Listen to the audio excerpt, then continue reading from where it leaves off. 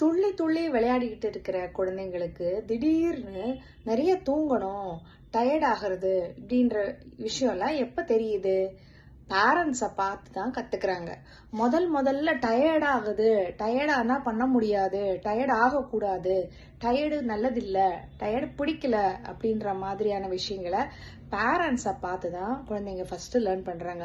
ஓஹோ, தூங்கினா நல்லா இருக்கும், தூங்கினா சுகமா இருக்கும், தூங்கினா தான் நமக்கு கம்ஃபர்ட் ஜோன் அப்படின்றதெல்லாம் பேரண்ட்ஸை பார்த்து தான் ஃபர்ஸ்ட் கத்துக்கிறாங்க.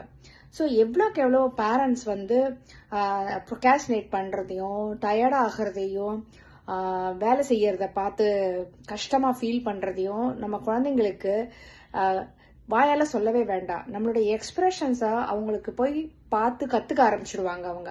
ஸோ அதை நம்ம எவ்வளோக்கு எவ்வளவு முதல்லேருந்தே நம்ம ஷேர் பண்ணாமல், அதாவது நம்ம ஒர்க் பண்ணுறதை என்ஜாய் பண்ணணும். டயர்ட் ஆகும்போது நான் இன்னைக்கு அச்சீவ் பண்ணிட்டேன், அதனால நான் ரெஸ்ட் எடுக்கிறேன் அப்படின்ற மாதிரியான டயலாக்ஸை கொண்டு வரும்போது பசங்களுக்கு சோம்பேறித்தனமோ ப்ரொகாஸ்டினேஷனோ எப்போ பார்த்தாலும் தூங்கணுன்ற ஆர்வமோ கம்ஃபர்ட் ஜோன்ல சிக்கி இருக்கணும் அப்படின்றதோ கண்டிப்பா வராது.